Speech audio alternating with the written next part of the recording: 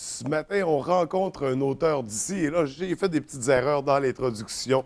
Il s'appelle Yves Dupéré et c'est son quatrième roman qu'il vient nous présenter. Il s'agit du Choc des couronnes.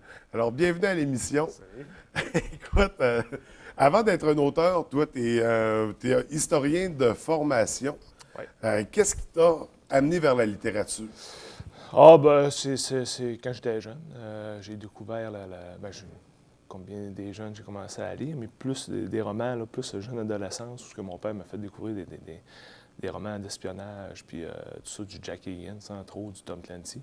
Fait que j'ai commencé à aimer la littérature comme ça. Puis à force d'en lire, disons que j'ai une bonne imagination, donc je m'étais toujours promis un jour que je ferais peut-être un roman. Puis quand j'étais en maîtrise en histoire à Montréal, donc il y a une idée qui est surgie de mon mémoire de maîtrise, qui était les officiers des troupes de la marine en Nouvelle-France. Fait que j'ai dit, tiens, je vais m'essayer, tu sais, j'ai rien à perdre, on s'essaye. C'est ça, j'ai soumis mon manuscrit, puis ça a fait du premier coup. Fait que, premier roman comme ça, Ouais, quand tombe le lys, là, qui parle de la conquête, la guerre de la conquête. qui est vraiment un roman historique. Oui, oui, oui, oui. Où tu relates les faits de ce qui est arrivé. C'est ça, mes personnages principaux sont fictifs, mais bon, ils côtoient évidemment des faits historiques et des personnages historiques qui ont existé à l'époque. Et avant Le Choc des couronnes, tu as écrit deux autres romans un peu sous le même principe. Oui, exactement Des la même personnages chose. historiques dans des personnages fictifs dans des C'est périodes ça. historiques. C'est ça. Le deuxième, c'était Les Derniers Insurgés, qui était sur les rébellions patriotes, 1837-38. Puis mon troisième, qui était Un vent de révolte, qui a été comme la suite du premier, de Quand tombe le lys, qu'on a suivi la deuxième génération de la famille de Courvin, mais durant la guerre d'indépendance américaine, que les Américains ont envahi le Canada en 1775, tout ça. Donc, ça touchait à cette époque-là. Et là, en tant qu'historien, toi, tu te spécialises vraiment au 18e siècle. Oui, c'est ça. Je suis vraiment spécialisé en histoire militaire du 18e siècle. Ben, je suis un peu maniaque de l'histoire militaire en général. Puis cette Mais piqûre-là, c'est arrivé à quel moment? Pourquoi précisément cette partie-là de l'histoire? je sais pas, peut-être parce que mon père écoutait des documentaires quand j'étais plus jeune, tu sais, des fois l'influence de la jeunesse. Donc mon père a toujours aimé ça, écoutait des documentaires historiques concernant la guerre, des livres. Fait que c'est ça, j'ai toujours Fait que aimé. très jeune, tu t'es Ouais, intéressé à puis les l'histoire. guerres aussi, bon, évidemment, c'est pas beau, mais ça amène beaucoup d'événements, hein, ça crée les conséquences. Ben, c'est souvent des moments importants dans l'histoire C'est ça. qui vont marquer un C'est ça. Au changement. niveau technologique, économique, Ouais. en tout cas, ça touche tout en même temps.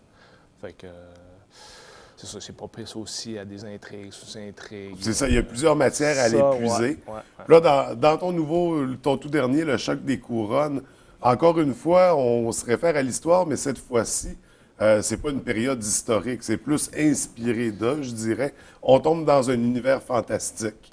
Ouais. Qu'est-ce qui t'a fait changer de cap? Encore là, c'est mon amour pour ce genre de littérature-là. Euh, puis j'ai toujours dit qu'un roman, ben, il y a plusieurs définitions à la fantasy.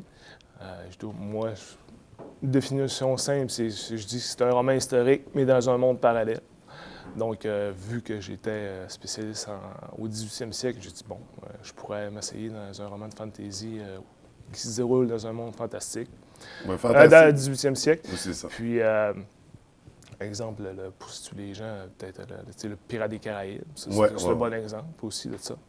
Donc, j'ai dit, encore là, je m'asseye pour le plaisir. Puis, effectivement, c'était très agréable à écrire. Compliqué, mais puis c'est ça. Ça donne un bon résultat.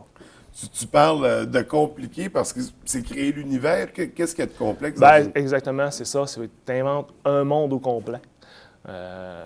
Des lieux géographiques, des noms, tout.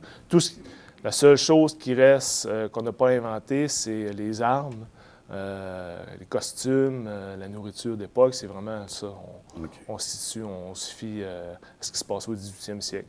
C'est comme un peu le Seigneur des Anneaux, qui est pas mal Moyen Âge, là, toute armes, nourriture, etc. Donc, c'est ça. Mais le reste, c'est compliqué. C'est vraiment tout inventé là, C'est ça, parce qu'il y a beaucoup d'éléments. Il y a des plantes qui sont inventées, il y a des animaux. C'est ça, des créatures fantastiques. Il y a des créatures fantastiques au travers, c'est ça. Il faut y en mettre un peu, quoi. J'en ai quelques. Oui, c'est ça, j'en ai un peu. J'en ai pas énormément, mais quand même. Puis il y a des humanoïdes particuliers aussi. Oui, c'est ça. Faut, ça fait que c'est vraiment, on plonge dans un univers duquel on reconnaît certains éléments. On est familier avec le fantastique, mais on est dans un nouvel univers quand même. C'est ça. Il y a beaucoup de personnages aussi au travers de tout ça. Est-ce que ça a été difficile justement d'arriver à tisser les liens entre tous ces personnages-là? Oui, j'en parlais d'ailleurs avec une amie dernièrement. Pour amener des intrigues, des sous-intrigues, moi, personnellement, c'est comme bien d'autres, j'ai un plan de travail, un cabinet, pour me situer. Il y a certains auteurs qui travaillent sans plan de travail. C'est pas pire, mais en tout plus cas, méthodologique. Oui, c'est ça. Moi, je suis plus structuré. C'est ta formation d'historien, probablement. Peut-être, mais c'est justement pour pas qu'il y ait une incohérence dans l'histoire. Comme là, je viens de finaliser le deuxième tome est écrit, puis c'est une trilogie. Le deuxième tome a été soumis à l'éditeur la semaine dernière. Puis j'ai travaillé sur le scénario du troisième. Puis là, ça a été, justement, je me suis gratté la tête souvent là, pour essayer de finaliser toutes les intrigues là, qui partent du tome 1. Là. Donc, non, c'est un bon travail de concentration. Oui, puis c'est ça. Puis justement, l'univers, il y a beaucoup de personnages, puis je dirais pas que c'est l'histoire d'un personnage, mais plutôt d'un royaume. Oui, c'est ça. Où on suit au travers des acteurs de ce royaume-là. Exact. C'est pas de... Encore là, il y a beaucoup de sous-genres en littérature fantastique. C'est comme quand on a un personnage, on a appelé ça le héroïque fantastique. Ça, c'est plus la dark fantasy où on peut une multitude de personnages rencontrent des épreuves durant leur cheminement. Donc, moi, j'ai plus été de ce côté-là que dans le héroïque. Et ça fait qu'on plonge vraiment dans un univers encore plus, étant donné c'est ça qu'on suit un peu tout le monde à la fois. On découvre tout ce monde-là, toute la magie autour de ça. J'ai trouvé ça très intéressant. Et d'ailleurs, si on résumait l'histoire, parce que là, on en parle, là, les gens voudraient sûrement se faire une idée. Comment tu résumerais l'histoire du roman? Bien, le roman, ça se passe au royaume du Blizzard, où il y a un roi, disons, qui abuse pas mal, un peu tyrannique, qui abuse un peu de son peuple, inspiré un peu de Louis XIV. C'est ça, l'image un peu des rois qu'on fait de l'époque. Oui. Donc, beaucoup d'abus, de population opprimée, puis une partie de la région se révolte contre ça. Et puis, il y a un personnage qui prend la tête de la rébellion, mais en même temps, le Blizzard essaie de créer des alliances avec un autre royaume pour se renforcer en cas de guerre éventuelle, malgré que c'est une période de paix. Donc, après une série d'événements plus ou moins malheureux, il va y avoir pas mal un réveil là, des armées qui vont se lever sur le territoire. Puis, à travers ça, c'est ça, on a 4 royaumes qui entrent en scène, plus la rébellion. Donc, il y a beaucoup de croisements de personnages où ils vont vivre différentes aventures.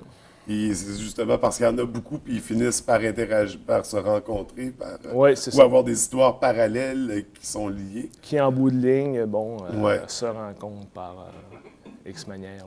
Fait que c'est vraiment, c'est ça, on tombe vraiment dans une folle aventure avec tous ces personnages-là. Et est-ce qu'il y a d'autres auteurs qui t'inspiraient dans cette... Parce que parfois, il y a un conflit avec les mineurs qui crée une révolte. Ça me faisait penser par moments un peu peut-être à Germinal d'Émile Zola, justement, c'est un conflit des mineurs. Oui. C'est sûr que durant tout le roman, je m'inspire de certains événements qui sont passés dans le passé, que ce soit mais je vais vraiment à large.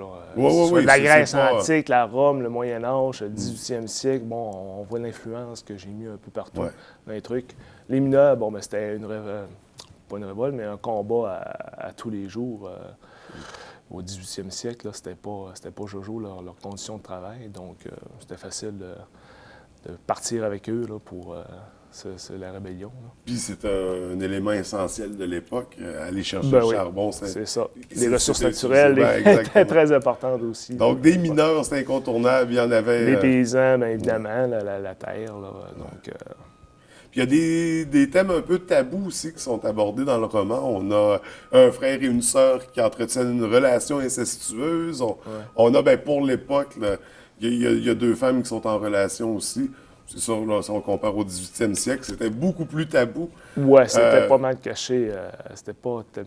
Il n'avait, évidemment, mais caché. Contrairement si on se rapporte à la Grèce ou à Rome, Où ils c'était étaient comme beaucoup moins plus tabou. libertins, Ouais, c'est ça, c'était comme moins tabou, moins caché. Mais au 18e siècle, il y avait une période de puritanisme aussi. Donc, c'est ça. Mais il n'avait, mais caché. Mais caché, mais justement, c'est présenté de cette façon-là aussi. Ouais. Donc, on plonge vraiment dans un univers complexe mais complet. Un nouveau monde. Est-ce que... Là, on parlait, c'est une trilogie, donc le 2 qui s'en vient bientôt. Qui devrait, si tout va bien, sortir au printemps. Mais c'est sûr, ça va être quelque part en 2014. Mais aux premières discussions que j'ai eues avec l'éditeur, ça serait au printemps 2014. Puis d'ici 2016, 2017, 2016, on on va avoir moyen de mettre la main devrait. sur la trilogie au Ouais, complet. ouais, parce que là, j'ai un travail puis une famille aussi. Là. Je ne peux pas me concentrer à 100 là-dessus. Là. Mais en 2016. attendant le 2 et le 3, il y a quand même le premier Oui. qu'on peut se procurer facilement. Oui. Qui apparaît aux éditions Urtubise. Et là, les gens auront la chance de se le procurer aussi la semaine prochaine, Oui, au salon dans le cadre, c'est ça, du Salon du Livre. Salon du livre, dans les librairies, un peu partout sur le territoire régional. Là. Fait Aucun problème. Donc, on n'aura pas de difficulté à mettre la main Non, dessus. non. J'invite les gens à se procurer le livre, puis justement à plonger dans cet univers-là que tu leur présentes. Et bien sûr, à découvrir ou redécouvrir tes 3 premiers romans. Plus historiques, ouais. ceux-ci, mais quand même, on est dans des histoires fictives. Oui, au c'est milieu ça. de C'est l'histoire québécoise, hein, du Québec. Ça nous concerne, puis c'est important à connaître. Bien, Yves, merci beaucoup d'avoir pris le temps de venir nous rencontrer. Oh, et avant de terminer, est-ce que tu as un site Internet d'auteur ou un Facebook Non, il y a un d'auteur Facebook aussi? sur le Choc des Couronnes. OK. Sur Facebook, il y a Donc, une page pour suivre dédiée à toutes ça. les C'est ça, actualités. les mises à jour, actualités, ce que je fais, mes impressions, Donc, on écrit le Choc des Couronnes, on trouve la page facilement. Ça va apparaître, oui. Et on rejoint le groupe. C'est ça. Merci beaucoup, Merci Yves. à toi. Je te souhaite une bonne journée. Merci.